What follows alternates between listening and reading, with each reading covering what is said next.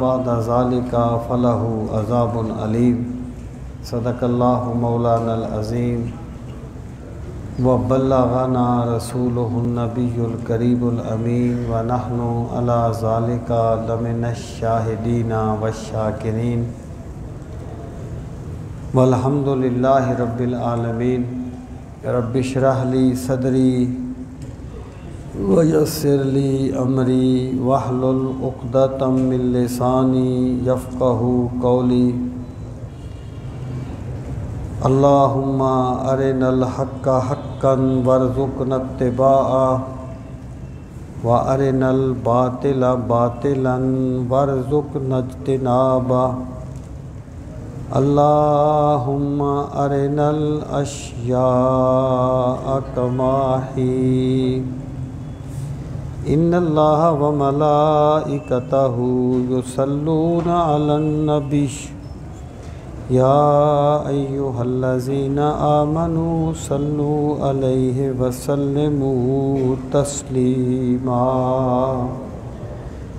اللہم صل وسلم علی سیدنا و مولانا محمد وعلی آل و اصحاب سیدنا و مولانا محمد وبارک وسلم وصلی علیہ۔ الصلاة والسلام علیک یا رسول اللہ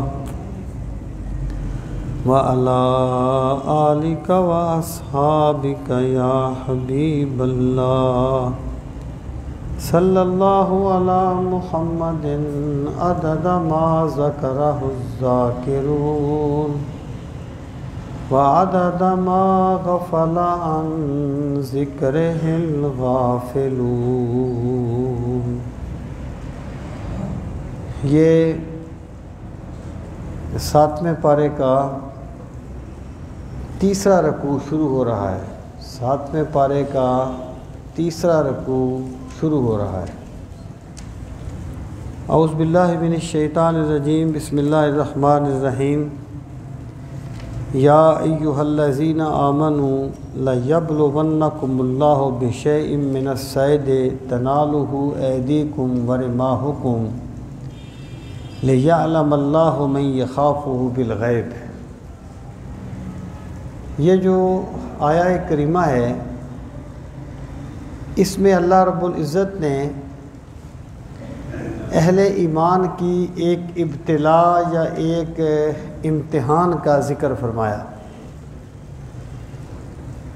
جیسا کہ میں نے پچھلے درس میں عرض کیا تھا کہ یہ جو آیات ہیں یہ اس سورہ مبارکہ کی اختتامی اور توضیحی آیات ہیں، یعنی پہلے جو سوال پیدا ہوئے یا پیدا ہو سکتے تھے تو یہاں ان کی وضاحت کی گئی ہے۔ اب جانتے ہیں کہ وہاں پر شکار کا حکم تھا کہ کون سا شکار جو ہے وہ تمہارے لیے جائز ہوگا، اس کی کیا شرائط ہوں گی جانور کو شکار کرنے کی۔ تو یہاں بھی اسی پس منظر میں ایک وضاحت کا ذکر فرمایا اور شکار کے متعلق ایک چیز کو واضح فرمایا۔ ارشاد فرمایا یا ایہا الذین آمنوا، اے وہ لوگو جو ایمان لائے، لیبلونکم، بلا یبلو کا معنی ہوتا ہے آزمانا، اسی سے لفظ بلا نکلتا ہے، آزمائش، لہو البلاء المبین، یہ واضح آزمائش تھی۔ اسی سے لفظ ابتلا نکلتا ہے، پرکھ، ابتلا، وَإِذِ ابْتَلَىٰ إِبْرَاهِيمَ رَبُّهُ، اسی سے نکلا ہے، بلا، آزمانا۔ لام تاکید کے لیے ہے اور نون بھی تاکید کے لیے ہے۔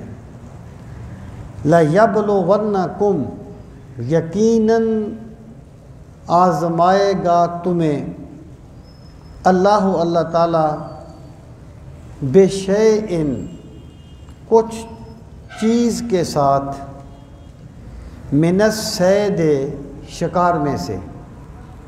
اللہ تعالیٰ شکار کی ایک صورت سے تمہیں آزمائے گا۔ تنالہ ایدیکم، نالا یا نالو کا معنی ہے پا لینا کسی چیز کو، جسے ایدی یدن کی جمع ہے، رما رمحن کی جمع ہے نیزہ۔ تنالہ ایدیکم جسے پا لیں گے تمہارے ہاتھ، ورماحکم اور تمہارے نیزے، یعنی اللہ تعالیٰ تمہیں شکار سے آزمائے گا جو تمہارے ہاتھوں اور تمہارے نیزوں کی بالکل دسترس میں ہوں گے۔ لِيَعْلَمَ اللَّهُ مَن يَخَافُهُ بِالْغَيْبِ، لِيَعْلَمَ لفظی معنی ہے تاکہ جان لے، لیکن یہ لفظ جو ہے جب یہ اللہ تعالیٰ کے لیے لفظ استعمال ہوتا ہے تو اس کا معنی اختبارہ ہوتا ہے، تاکہ اللہ تعالیٰ آزما لے یا اللہ تعالیٰ پرکھ لے۔ کس کو؟ من یخافہ، اسے جو ڈرتا ہے اس سے، بالغیب انڈٹھے، تاکہ اللہ تعالیٰ اس بندے کو پرکھ لے، دوسرے بندوں سے الگ کر دے جو انڈٹھے خدا سے ڈرتا رہتا ہے۔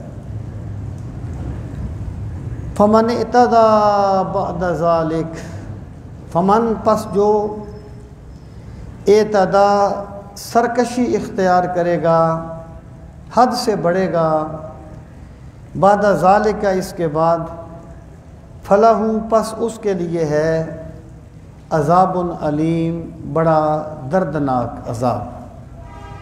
اچھا، یہ جو آیہ کریمہ ہے اس میں جو جس شکار کو آزمانے کا، جس شکار کے ذریعے سے مسلمانوں کو آزمانے کا ذکر ہے، اگلی آیت میں اس کی وضاحت ہے۔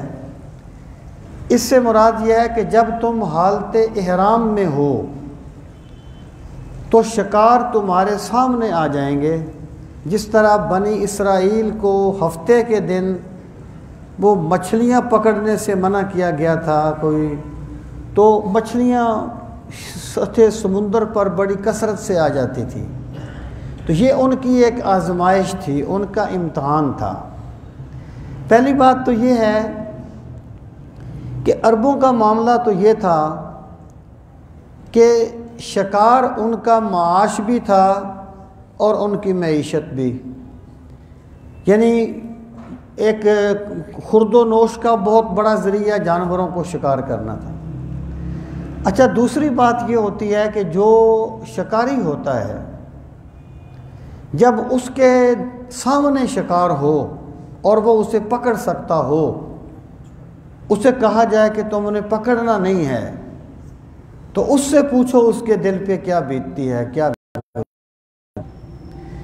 یعنی اس کا مطلب یہ ہے کہ اللہ تعالیٰ کی بندگی کا پتہ ہی اس وقت لگتا ہے جب کوئی گناہ بندے کی مکمل دسترس میں ہو، اور بندے کی قیامت کے دن اللہ تعالیٰ جن بندوں کو اپنے عرش کا سایہ نصیب فرمائے گا، سے ایک بندہ وہ ہوگا جو بدکاری کرنے پہ پوری طرح قادر ہوگا، اور پھر اس نے یہ سوچا مجھے اور تو کوئی عرش کا سایہ نصیب فرمائے گا۔ یہی چیز ہے جو یہاں پر کہی جا رہی ہے۔ شکار جب بندہ احرام باندھ لے تو اس کے لیے یہ جو خشکی کا شکار ہوتا ہے یہ کرنا جائز نہیں ہوتا، اس سے منع کر علامت ہے احرام باندھنا۔ بندے کے سر کا بال بھی نہیں ٹوٹنا چاہیے، بندہ اپنے سر کا بال بھی نہیں توڑ سکتا، اپنے وجود کا بال بھی نہیں توڑ سکتا۔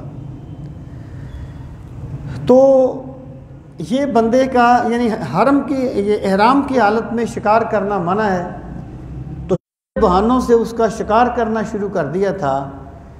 اس طرح اللہ فرماتا ہے میں شکار تمہاری دسترس میں کر دوں گا تاکہ پرکھ لیا جائے کہ کون بندہ ان ڈٹھے خدا سے ڈر رہا ہے اور کون نہیں ڈر رہا۔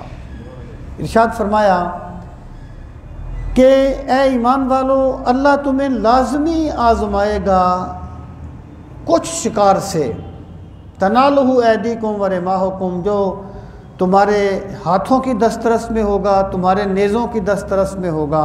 اللہ تمہیں آزمائے، کس لیے آزمائے گا؟ لِيَعْلَمَ اللَّهُ مَن يَخَافُهُ بِالْغَيْبِ۔ ایک تو ہے نا، یعنی جب اللہ تعالیٰ قیامت کے دن اپنے عرش پہ جلوہ فرما ہوگا، اس وقت تو سارے مان لیں گے نا رب کی عظمت کو۔ اس وقت تو ماننا کوئی کمال نہیں ہے، بندے کا کمال تو سارے کا سارا غیب سے متعلق ہے، کہ بندے نے رب کو نہیں دیکھا لیکن وہ اپنی آنکھوں دیکھی چیز سے زیادہ رب سے ڈرے، کیونکہ اللہ کے نبی نے خبر دی ہے۔ تو جب دیکھ لیا پھر تو غیب غیب رہا ہی نہیں۔ جیسے وہ بہلول دانا کا واقعہ ہے کہ جنت کے محل بیچ رہا ہوں، وہ دوسرے دن کتنے کا بیچتے ہو؟ 10 درہم کا بیچتا ہوں۔ دوسرے دن گیا کتنے، وہ اس نے خواب دیکھ لیا کہ جنت کا محل زبیدہ نے خرید لیا ہے۔ دوسرے دن پھر گیا، کہنے لگا محل بیچتے ہو، کتنے کا بیچتے ہو؟ کہنے لگے تیری پوری بادشاہی لے کے بھی نہیں دوں گا۔ کہنے لگے کل تو آپ نے 10 درہم کا دے دیا تھا۔ انہوں نے کہا کل انڈٹھا سودا تھا، آج تم دیکھ کے آ رہے ہو۔ تو سارا امتحان تو ہوتا ہی انڈٹھی چیز کا ہے۔ تو لِيَعْلَمَ، یعنی جو لوگ یہ کہتے ہیں کہ لفظوں کی تعبیر نہیں کرنی چاہیے، وہ یہاں پر لِيَعْلَمَ کا کیا معنی کریں گے؟ تاکہ اللہ تعالیٰ جان لے کہ کون ڈرتا ہے۔ اللہ تعالیٰ پہلے نہیں جانتا، اللہ تعالیٰ جانتا ہے، جب کچھ نہیں تھا وہ سب کچھ جانتا تھا، ہے وہ سب کچھ جانتا ہے، کچھ نہیں ہوگا وہ سب کچھ جانے گا۔ تو یہاں پر لِيَعْلَمَ کا جو لفظ ہے لِيَخْتَبِرَ یا وَلِيُمَيِّزَ وغیرہ کے معنی میں ہے۔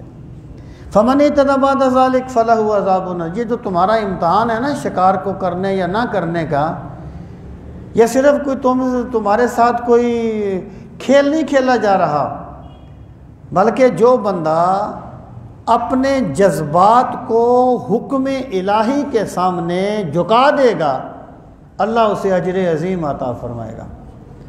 اور جو بندہ اپنے جذبات کو حکم الہی کے سامنے جھکائے گا نہیں، شکار اس کے سامنے آیا، اس نے پکڑ لیا یا اس نے شکار کر لیا، تو اللہ تعالیٰ فرماتا ہے جو اس کے بعد حد سے آگے بڑھے گا فَلَهُ عَذَابٌ علیم، اس کے لیے دردناک عذاب ہوگا۔ اب اگلی آیت میں اس کی وضاحت ہے۔ القرآن یفسر بعضہ بعضا یا ایھا الذین آمنوا، یعنی وہ پہلے فرمایا تھا نا اللہ تمہیں آزمائے گا، اب اس کی وضاحت ہے کہ کس چیز سے آزمائے گا، کیسے آزمائے گا۔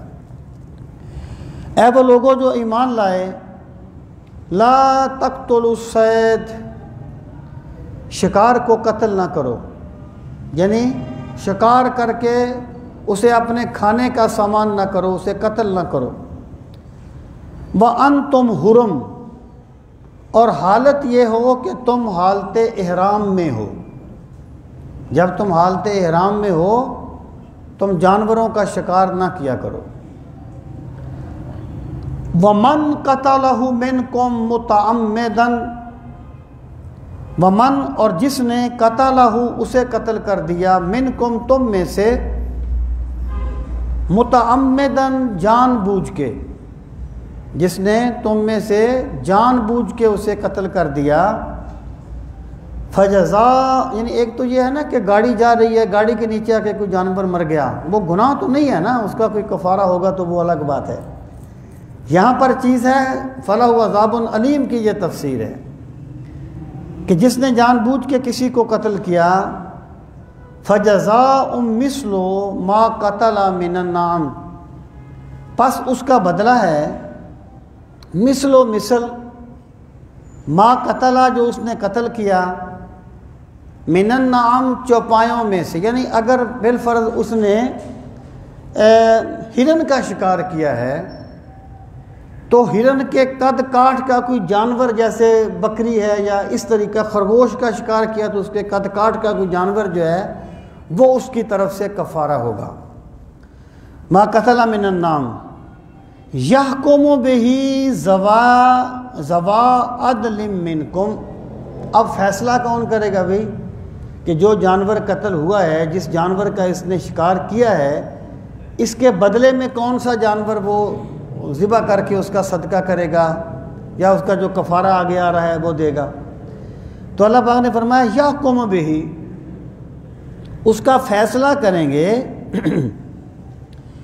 ذوا عدل، دو عدل والے بندے، منکم تم میں سے، یعنی تم میں سے جو عدل والے بندے حکم بن جائیں گے اور اس کا فیصلہ کریں گے۔ جب انہوں نے کہا تھا نا خارجیوں نے کہ حکم مان کے حضرت علی اور حضرت امیر معاویہ دونوں استغفر اللہ دین سے نکل گئے ہیں، کیونکہ حکم تو صرف اللہ تعالیٰ کی ذات، حضرت ابن عباس ان کو سمجھانے کے لیے گئے تھے، تو آپ نے اس آیت سے بھی استدلال کیا تھا۔ آپ نے فرمایا دیکھو ایک جانور کا مسئلہ ہے تو اللہ فرماتا ہے حکم بنا لو، حکم فیصلہ کریں، تو جب امت کے جھگڑے کا مسئلہ ہوگا تو پھر حکم کیوں نہیں بن سکتے؟ تو آپ نے اس آیت سے بھی استدلال کیا تھا۔ پھر فرمایا ہدیم بالغ الکعبۃ، یعنی جو وہ فیصلہ کرے گا کہ اس نے جو جانور شکار کیا ہے اس کا بدلہ جو ہے وہ فلاں جانور ہے، اگر اس نے جنگلی گائے کو مار دیا ہے یا فرض کریں کوئی جنگلی کوئی خرگوش ہے کسی چیز کو شکار کیا ہے، تو فیصلہ کرے گا جانور، فیصلہ کرے گا وہ حکم کہ اس کے بدلے میں یہ کون سا جانور ذبح کرے گا۔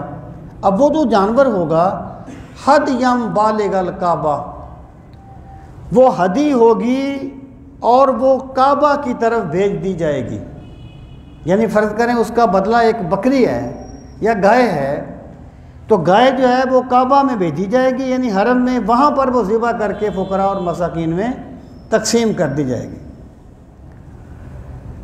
او کفارۃ طعام و مساکین، اگر جانور نہ بھیجا پھر کیا ہے؟ کفارہ ہوگا مساکین کو کھانا کھلانا۔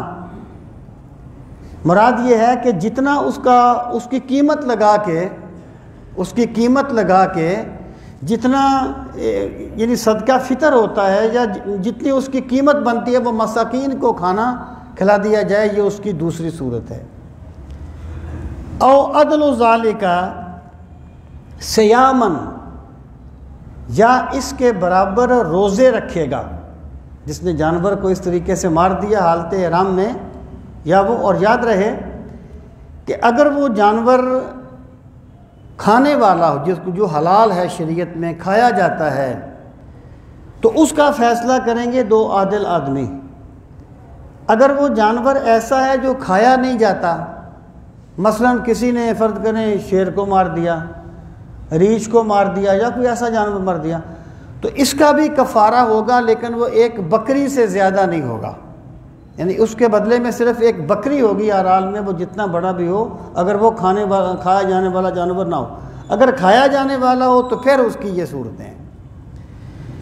اب فرمایا او عدل و ذالک، یا اس کے برابر روزے۔ اب روزوں سے کیا مراد ہے کہ جتنا اس کا کفارہ بنتا ہے اور جتنا ایک بندے کا صدقہ فطر ہوتا ہے، جتنا صدقہ فطر ایک بندے کا ہوتا ہے، اس کفارے میں سے دیکھا جائے کہ کتنے صدقہ فطر بنتے ہیں، تو جتنے صدقہ فطر بنتے ہیں اتنے وہ روزے رکھے گا۔ اگر اس کے پاس یہ پہلا آپشن نہ ہو تو پھر وہ اتنے روزے رکھے گا۔ اور عدل ذالک صیامن لیذوق وبال امرہ، یہ اللہ تعالیٰ نے اس پر کوئی زیادتی نہیں کی، بلکہ اللہ تعالیٰ نے اسے اس کی غلطی کی سزا دی ہے جو اس نے غلطی کی تھی۔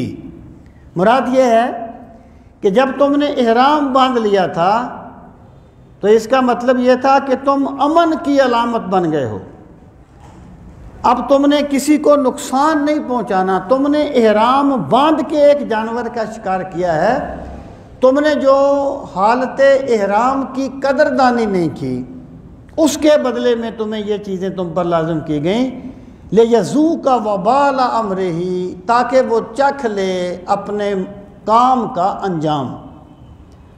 عفا اللہ عما سلف، عفا اللہ نے معاف کر دیا، انما اس سے جو سلف پہلے گزر گیا، یعنی یہ جب آیت نازل ہوئی ہے نا، اس کے بعد تم پر یہ کفارہ ہوگا، اگر پہلے کوئی بندہ حالت احرام میں ایسی باتیں کرتا رہا ہے یا اس نے کوئی ایسا کام کیا ہے تو اللہ تعالیٰ پہلے گناہوں کو معاف فرما دے گا، لیکن اب کے بعد تمہیں یہ کفارہ دینا پڑے گا اگر کسی نے یہ جرم کیا۔ وَمَنْ عَادَ فَيَنْتَقِمُ اللَّهُ مِنْهُ۔ دیکھیں ایک بندہ جو ہے جب حکم ہی نہیں آیا، بندے نے ایک چیز کا ارتکاب کر لیا تو ظاہر ہے اس پر تو کوئی گرفت نہیں ہو سکتی، وہ بیچارہ جانتا ہی نہیں تھا۔ جب اللہ تعالیٰ نے فرما دیا، اللہ تعالیٰ نے واضح فرما دیا، اب بھی کوئی بندہ اس کا ارتکاب کرتا ہے تو پھر اسے اپنی سزا بھگتنی ہوگی۔ ارشاد فرمایا وَمَنْ عَادَ، اور جو لوٹے گا یعنی دوبارہ اس جرم کو کرے گا، فَيَنْتَقِمُ اللَّهُ مِنْهُ، پس اللہ اس سے انتقام لے گا، اللہ اس سے بدلہ لے گا۔ دیکھیں یہ جو کفارہ ہوتا ہے نا، کفارے کا یہ مطلب نہیں ہوتا کہ بندہ بالکل بے فکر ہو جائے۔ دیکھیں نا ایک بندہ ایک بندے کو گالی دیتا ہے، میں مثال دے رہا ہوں ایک، یا اس کے ساتھ کوئی زیادتی کرتا ہے اور جا کے اس سے معافی مانگ لیتا ہے تو ٹھیک ہے، قانونی طور پر تو اس نے معافی مانگ لی ہے، لیکن بہرحال اثرات ضرور رہتے ہیں۔ مراد یہ ہے کہ کفارہ دے کے ایک بندے نے اگر حالت روزے میں کوئی ایسا گناہ کیا کہ اس پہ کفارہ لازم ہو گیا، اب اس نے کفارہ دے دیا تو وہ بے فکر نہ ہو جائے کہ میں نے کفارہ دے دیا ہے، کفارہ دے کر بھی رب سے ڈرتا رہے اور اپنی غلطی پر معافی مانگتا رہے۔ کفارہ صرف ایک اس کا یعنی جس کو آپ کہتے ہیں نا کہ فارمیلٹی ہوتا ہے، ایک فارمیلٹی ہوتا ہے، باقی بندے کو چاہیے کہ ایسی غلطی پر ہمیشہ اپنے رب سے معافی مانگتا رہے۔ اللہ پاک نے فرمایا فَيَنْتَقِمُ اللَّهُ مِنْهُ، اللہ تعالیٰ اس سے بدلہ لے گا۔ وَاللَّهُ عَزِيزٌ ذُو انتقام، اور اللہ بڑے غلبے والا ہے اور اللہ بڑا بدلہ لینے والا ہے۔ مراد کیا ہے؟ بندے کی یہ کمزوری ہے، جب اللہ اسے صحت دیتا ہے نا تو یہ سمجھتا ہے میں نے کبھی بیمار نہیں ہونا، جب اللہ اسے عزت دیتا ہے یہ سمجھتا ہے میں نے ہمیشہ ایسی رہنا ہے، تو جب اللہ تعالیٰ اسے وقار کے ساتھ جینے کی توفیق دیتا ہے، زبان سے نہ بھی صحیح، یہ عملی طور پر یہی سمجھتا ہے کہ میں ہمیشہ اس طریقے سے رہوں گا۔ اللہ فرماتا ہے واللہ عزیز، اور اللہ بڑے غلبے والا ہے، وہ جب چاہتا ہے تو گداگروں کو شاہی تاج پہنا دیتا ہے، اور جب چاہتا ہے تو بادشاہوں کو گداگری کے کشکول پکڑا دیتا ہے۔ واللہ عزیز، اللہ بڑے غلبے والا ہے، ذو انتقام، اور اللہ بدلہ لینے کی بھی پوری طاقت رکھتا ہے، اللہ تعالیٰ بدلہ لینے کی بھی پوری طاقت رکھتا ہے۔ احل لکم صید البحر وطعامہ متاعا لکم وللسیارہ وحرم علیکم صید البر ما دمتم حرما واتقوا اللہ الذی الیہ تحشرون۔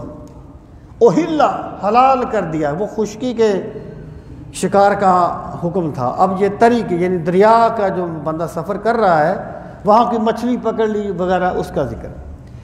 احل، حلال کر دیا گیا، لکم، تمہارے لیے، صید البحر، سمندر کا شکار، یعنی سمندر، باہر کا جو لفظ ہے نا ویسے تو یہ سمندر کے لیے استعمال ہوتا ہے، اور سمندر کا پانی وہ بڑا کڑوا ہوتا ہے، اس میں تو مچھلیاں ہوتی بھی نہیں ہیں، میں نے سنا ہے۔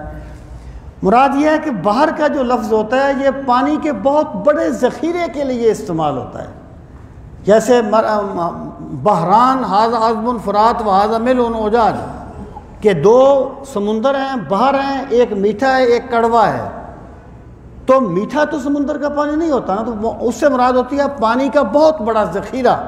تو یہاں اس سے مراد ہے اللہ تعالیٰ نے تمہارے لیے پانی کا شکار حلال کر دیا ہے، وطعامہ، اور حالت احرام میں پانی کے شکار کو کھانا بھی تمہارے لیے حلال کر دیا ہے۔ متاعا لکم، یہ سامان زیست ہے تمہارے لیے، متاع کا لفظ آپ اردو میں بھی استعمال کرتے ہیں، مال و متاع۔ وَلِلسَّيَّارَةِ، اور سیارہ کہتے ہیں قافلے کو، یعنی یہ تمہارے لیے بھی آسانی پیدا کرنے کا ذریعہ ہے اور تمہارے قافلوں کے لیے بھی آسانی پیدا کرنے کا ذریعہ ہے۔ وَحُرِّمَ عَلَيْكُمْ صَيْدُ الْبَرِّ، اور اللہ نے حرام کر دیا تم پر خشکی کے شکار کو۔ کب تک؟ ما دمتم حرما، جب تک تم حالت احرام میں ہو۔ اب دیکھیں نا، بندے نے احرام باندھا ہوا ہے اور بندہ کہیں اکیلا ہے تو کیا خبر اس نے شکار کیا یا نہیں کیا، عام بندے کیا جانے اس کا کیا معاملہ ہے۔ اللہ پاک نے فرمایا وَاتَّقُوا اللَّهَ الَّذِي إِلَيْهِ تُحْشَرُونَ، لوگو اس رب سے ڈرتے رہا کرو جس کی بارگاہ میں تمہیں اکٹھا کیا جائے گا۔ مطلب کیا ہے کہ قرآن کریم حکم دینے کے بعد اس حکم پر عمل کرنے کی ترغیب دیتا ہے۔ یہ کسی خشک کتاب کی طرح صرف احکام بیان نہیں کرتا، حکم بیان کرنے کے بعد ترغیب دیتا ہے اس پر عمل کرنے کی۔ اور اعمال پہ عمل کب ہوتا ہے؟ جب ایک بندے کے سامنے آخرت کا عقیدہ زندہ رہے، اس کے دل میں یہ بات موجود رہے ایک دن میں نے رب کی بارگاہ میں جانا ہے۔ زمانے کو پتہ نہیں چلا کہ میں نے کیا غلطی کی، زمانہ میری تمام غلطیوں کے باوجود مجھے بڑا پارسا سمجھتا رہا، لیکن اس رب سے کوئی چیز مخفی نہیں ہے، وہ خدا سب کو جانتا ہے۔ لوگوں ڈرتے رہا کرو اس رب سے، الذی الیہ تحشرون، جس کی بارگاہ میں تم نے، پھر اللہ نے یہ نہیں کہا کہ تحشرون تم جمع ہوگے، مجہول کا صیغہ ہے، تمہیں جمع کیا جائے گا، مراد یہ ہے تم نہ چاہو پھر بھی تمہیں جانا پڑے گا، تم چاہو گے پھر بھی تمہیں جانا پڑے گا۔ جب تم مجبور ہو اللہ کی بارگاہ میں جانے کے لیے تو پھر تمہیں احکامات الہی سے اس طرح انحراف نہیں کرنا چاہیے۔ جعل اللہ الکعبۃ البیت الحرام، جعل بنا دیا اللہ تعالیٰ نے الکعبہ تا کعبہ کو کیا بنا دیا؟ البیت الحرام، کعبہ کیا ہے؟ حرمت والا گھر، یعنی یہ کعبہ کی وہ تفسیر ہے، اس کی وضاحت ہے۔ کعبہ بیت الحرام کو بنا دیا کیا؟ قیاماً للناس، قیام یعنی امن قائم کرنے کا ذریعہ، للناس لوگوں کے لیے، والشہر الحرام، حرام حرمت والے مہینے جن کو اشہر حرم کہا جاتا ہے، یہ 4 مہینے رجب، ذیقعد، ذوالحج اور محرم۔ رجب میں وہ زیادہ عمرہ کرتے تھے اور یہ آخری جو 3 مہینے مسلسل ہیں محرم تک، یہ حج کے مہینے تھے، ان کو اشہر حرم کہا جاتا تھا۔ یعنی اشہر حرم میں جب کوئی قانون نہیں تھا اور ایک لوٹ مار بھی بہت جگہ پر ہوتی تھی، لیکن جب ان میں سے کوئی مہینہ شروع ہو جاتا اشہر حرم میں سے تو ڈاکو ڈاکہ چھوڑ دیتے تھے، چور چوریاں چھوڑ دیتے تھے، قاتل قتل کرنے چھوڑ دیتے تھے کہ حرمت والے مہینے شروع ہو گئے۔ اللہ پاک فرماتا ہے ہم نے بنا دیا ان کو، کیا بنا دیا؟ قیاماً للناس، اس کا یعنی سب کا تعلق قیاماً للناس کے ساتھ ہے، قیام امن کا ذریعہ لوگوں کے لیے۔ والہدیہ، اور ہدی کو بنا دیا۔ والقلائد، قلادت ان کی جمع ہے، جس جانور کے گلے میں پٹا ڈالا گیا ہو ایک نشانی کے طور پہ کہ اسے میں حرم میں لے کے جا رہا ہوں ذبح کرنے کے لیے۔ اب آپ دیکھیں، پہلی بات یہ فرمائی کہ اللہ تعالیٰ نے کعبہ جو کہ حرمت والا گھر ہے، یہ جو حرام کا لفظ ہے نا، یہ عربی زبان میں محترم کے معنی میں استعمال ہوتا ہے۔ بیت الحرام محترم گھر، تو عربی کا اس کا استعمال یہ ہے۔ اللہ تعالیٰ نے بیت اللہ کو بنا دیا قیام للناس، لوگوں کے لیے امن کی جگہ، امن کے قیام کی جگہ۔ اس کے یعنی یا تو اس کا مطلب یہ ہے کہ حرم جو ہے اللہ نے اسے اتنا امن والی جگہ بنا دیا ہے کہ اس زمانے میں بھی اگر کسی کے باپ کا قاتل بھی حرم میں پناہ لے لیتا تو وہ اپنے باپ کے قاتل کو قتل نہیں کرتا تھا۔ اور علماء نے لکھا ہے کہ اگر ایک جانور جو ہے وہ کسی دوسرے جانور کا پیچھا کر رہا ہے، کوئی طاقتور جانور کسی کمزور جانور کے پیچھے بھاگ رہا ہے، فرض کریں شیر بھاگ رہا ہے ہرنی کے پیچھے، تو یوں ہی ہرنی حرم میں داخل ہوتی تھی شیر اس کا پیچھا چھوڑ دیتا تھا۔ اللہ نے اسے حرمت والا بنایا ہے۔ ایک تو اس کا یہ مطلب ہے، اور دوسرا اس کا مطلب یہ ہے کہ جب تک بیت اللہ شریف موجود رہے گا قیامت نہیں آئے گی۔ جب تک بیت اللہ شریف موجود رہے گا قیامت نہیں آئے گی۔ اللہ نے اسے امن کا ذریعہ بنایا ہوا ہے پوری دنیا کے لیے، قیاما للناس۔ والشہر الحرام، اور حرمت والے مہینے جو 4 مہینے میں نے آپ کو بتائے لوگوں کے، دیکھیں وہی بات ہے کہ یہاں پر کام سارے اللہ کرتا ہے، لیکن اللہ تعالیٰ کسی سبب سے کرتا ہے۔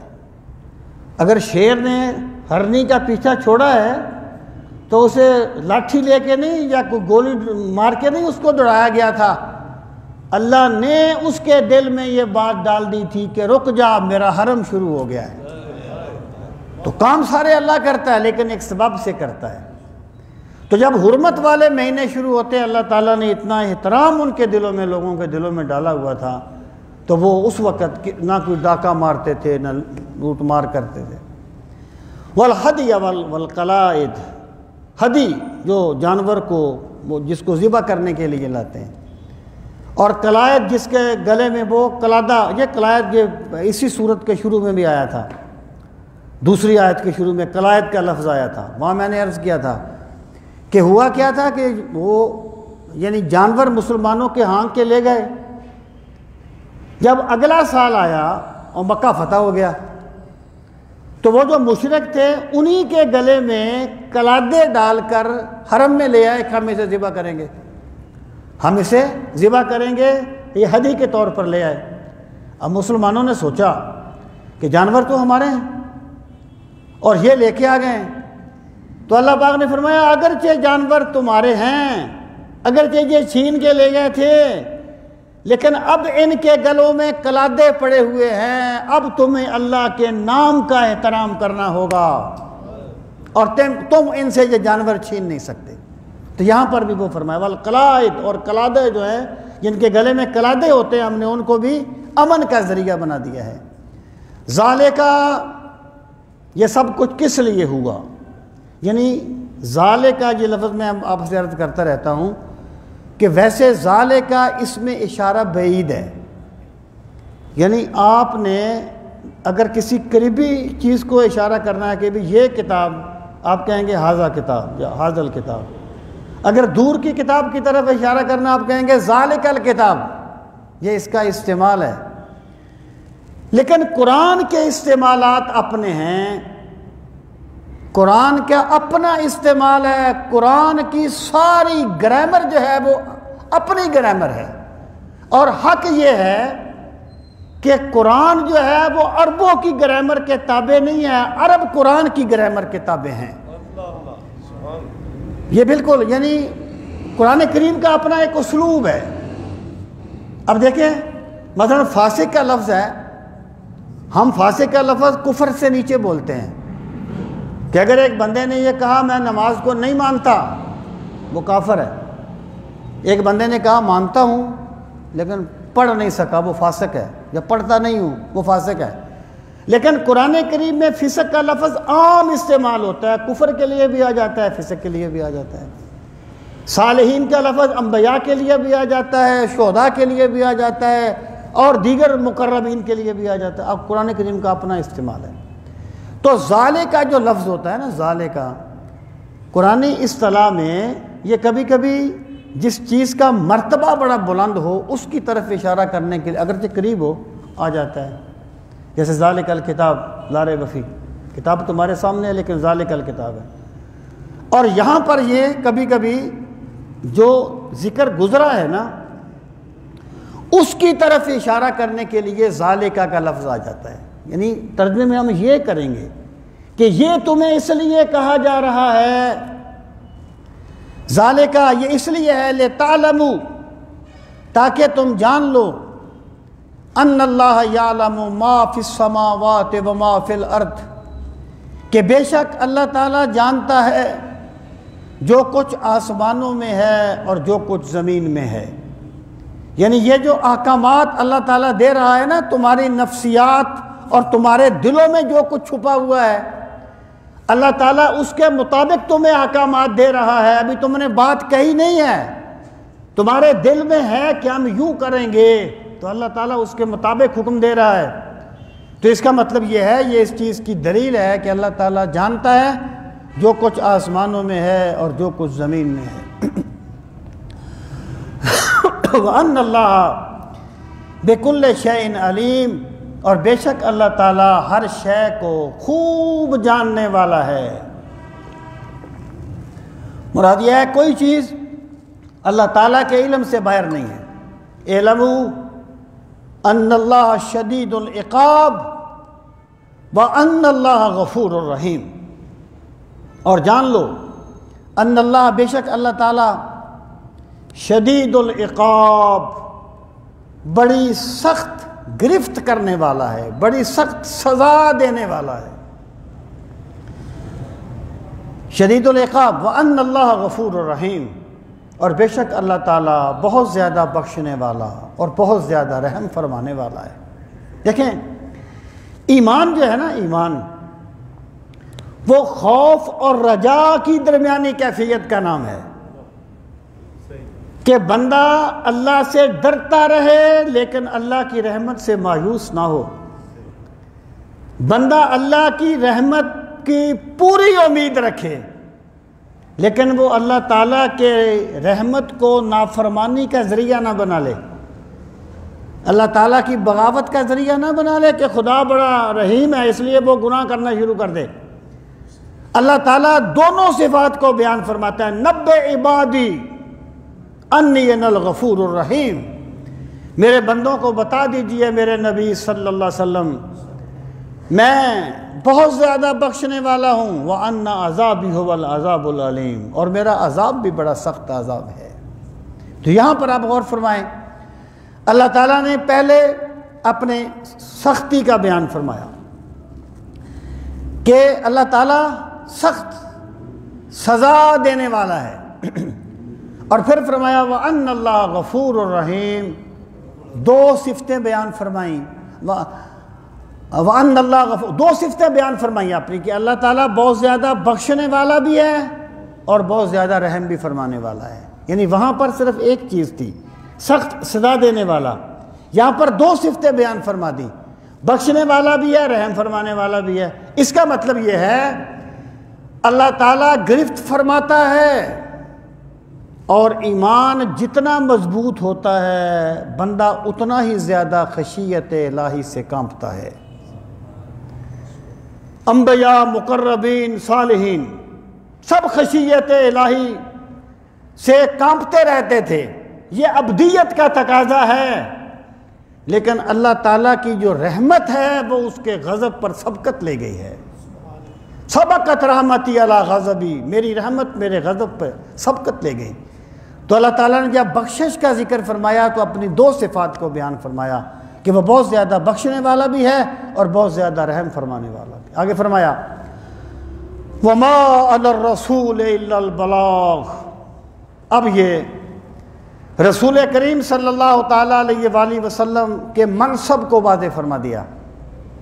یعنی مراد یہ ہے کہ میرے رسول صلی اللہ علیہ وسلم تمہیں اللہ تعالیٰ کے احکامات پہنچاتے ہیں، اور تم یہ نہ سوچنا کہ اگر ہم نے نہ مانا تو شاید یہ اپنا مشن میں کامیاب نہیں ہوئے. ہمارے رسول کا فرض منصبی تمہیں لازمی طور پر مسلمان کرنا نہیں ہے، تم تک اللہ کا پیغام پہنچا دینا ہے. اور وہ اللہ تعالیٰ کے تمام رسولوں نے پہنچایا، اگرچہ انہیں آروں سے شہید کر دیا گیا، اگرچہ ان پر جتنا بھی ظلم کیا گیا، لیکن اللہ کے تمام رسول اپنا اللہ کا پیغام اللہ اعلان پہنچاتے رہے. رسول کا یہی منصب ہوتا ہے.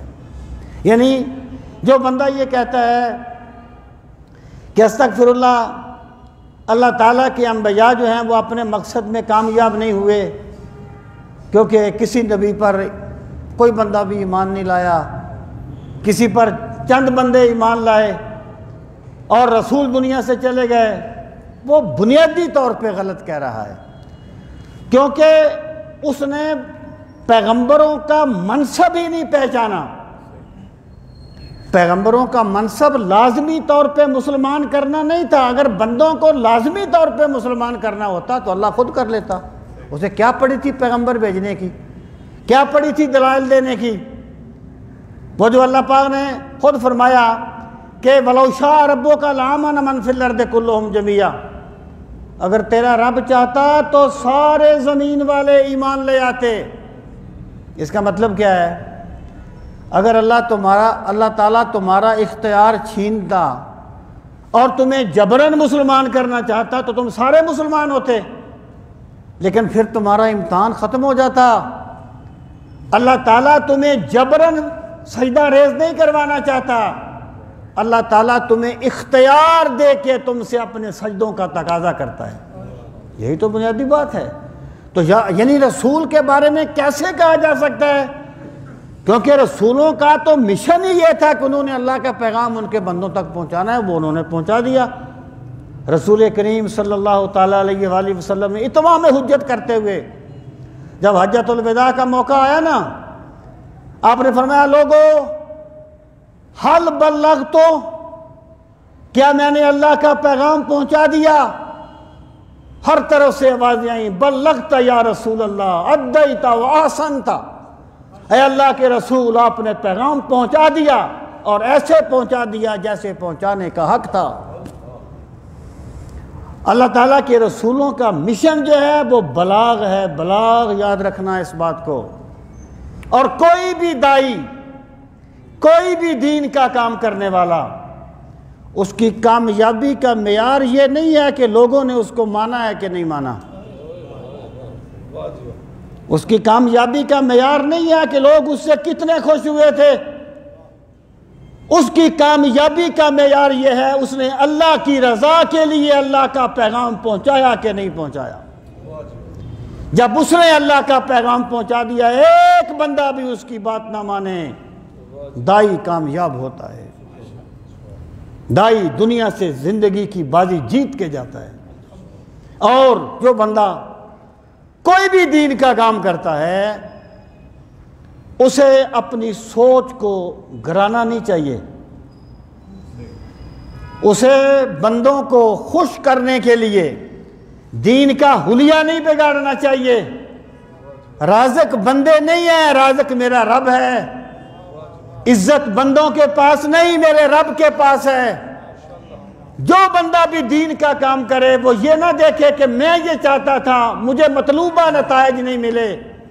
اللہ تیرے نتائج کو نہیں دیکھتا، اللہ تیرے دل کی نیت کو دیکھتا ہے، اللہ تیرے اخلاص کو دیکھتا ہے. تو کام کیا ہے؟ الا البلاغ، پیغام پہنچا دینا. آپ فرمایا واللہ یعلم ما تبدون وما تکتمون، اور اے لوگو واللہ یعلم، اور اللہ تعالیٰ جانتا ہے ما تبدون، جو کچھ تم ظاہر کرتے ہو، تم جو کچھ کہتے ہو اللہ اسے جانتا ہے. وما تکتمون، اور جو کچھ تم دلوں میں چھپاتے ہو اللہ اسے بھی جانتا ہے. اگر بندہ ایک کام کرتا تو دنیا کے لیے، اس پر جو لیبل لگاتا ہے وہ دین کا لگاتا ہے، تو لوگوں سے وہ جو بھی کہلوا لے، لیکن اللہ کے علم سے کوئی چیز باہر نہیں ہے. میرا رب بندے کی نیت کو دیکھتا ہے کہ یہ کیا چیز اس کے دل میں چھپی ہوئی ہے جس کی وجہ سے وہ یہ کام کر رہا ہے.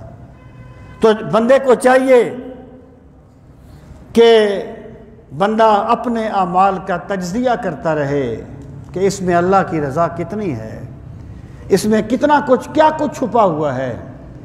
جس بندے نے اپنے اعمال کا محاسبہ کر لیا انشاءاللہ اسے بڑی جلدی اپنے سارے معاملات کی سمجھ آ جائے گی کہ میں کیا کر رہا ہوں۔ حدیث پاک میں آتا ہے نا، قیامت کے دن اللہ تعالیٰ ایک ریاکار کو بلائے گا اور تو نے کیا کیا تھا؟ وہ کہے گا یا اللہ میں نے یہ کیا تھا، میں نے اتنی سخاوت کی تھی۔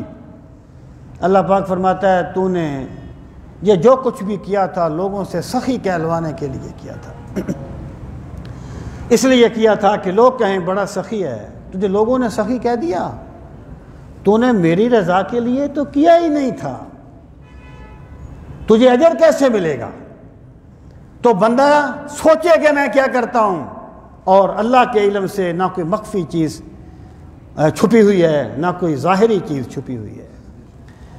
قُلْ لَا يَسْتَوِي الْخَبِيثُ وَالطَّيِّبُ، اب فرمایا قل، آپ فرما دیجئے میرے نبی صلی اللہ علیہ وسلم، لا يَسْتَوِي الْخَبِيثُ وَالطَّيِّبُ، ردی اور طیب چیزیں برابر نہیں ہوتی۔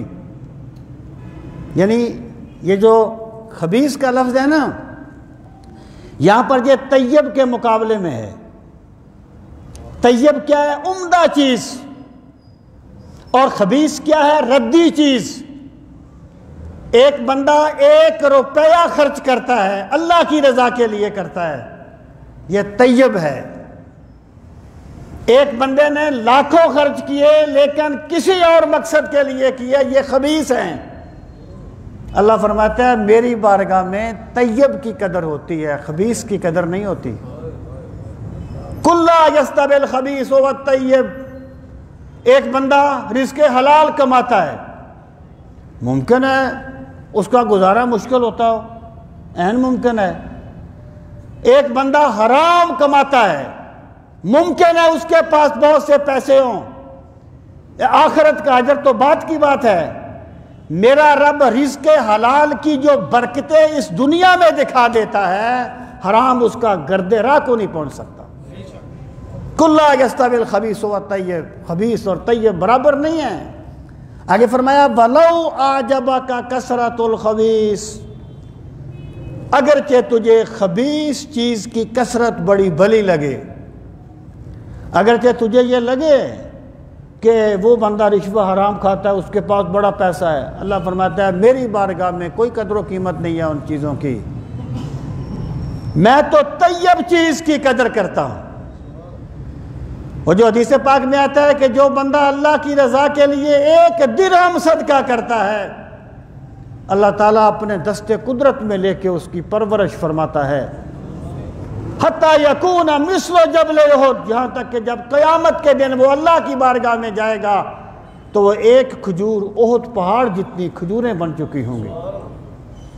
اور جس بندے نے بہت کچھ دیا لیکن نیت نہیں تھی، اخلاص نہیں تھا، میرا خدا ہر چیز اس کے منہ پہ دے مارے گا۔ وَلَوْ أَعْجَبَكَ كَثْرَةُ الْخَبِيثِ، دیکھیں رزق جو ہے نا، یہ پیسے کی کمی بیشی کا یا اسباب کی کمی بیشی کا نام نہیں ہے۔ رزق وہ چیز ہے جو بندے کو اپنے رب کے ساتھ وابستہ کر دے۔ زیادہ دولت کر دے، زیادہ دولت رزق ہے، کم دولت کر دے، کم دولت رزق ہے۔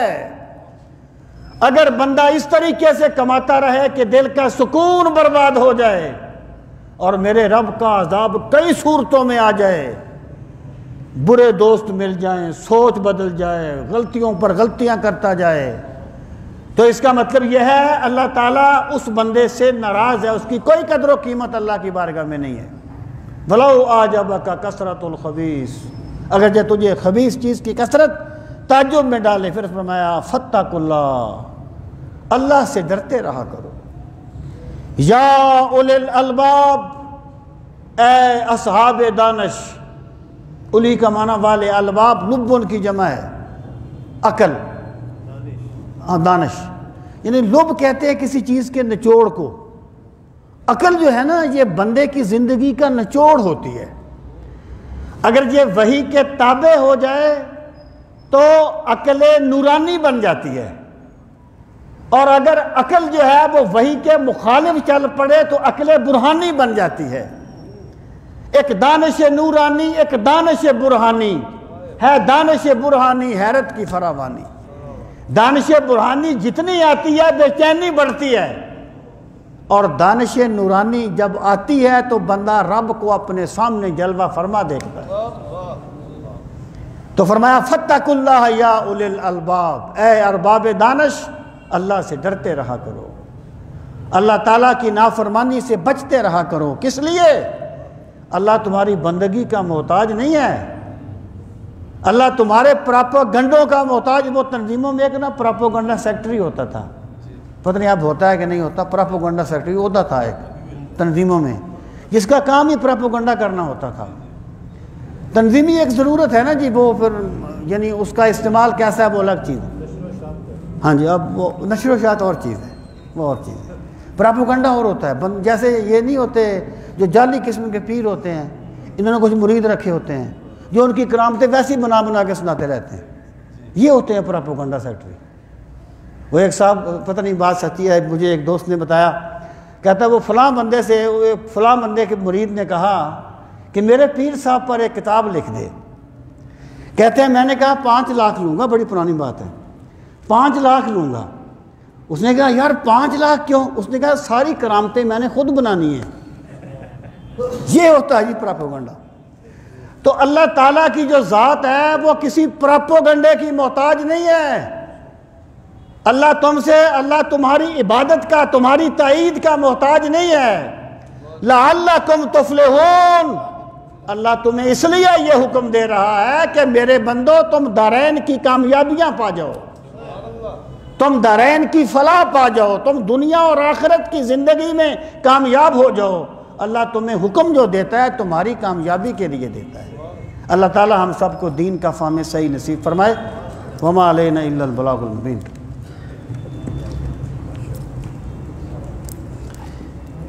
کوئی سوال تو نہیں ہے جی؟ اچھا مجھے ذرا بعد میں یاد کرانا۔ الحمدللہ رب العالمین والعاقبۃ للمتقین، الصلاۃ والسلام علی سید المرسلین وعلی آلہ وصحبہ اجمعین۔ ربنا آتنا فی الدنیا حسنۃ وفی الآخرۃ حسنۃ وقنا عذاب النار۔ ربنا وآتنا ما وعدتنا علی رسولک ولا تخزنا یوم القیامہ انک لا تخلف المیعاد۔ ربنا لا تزغ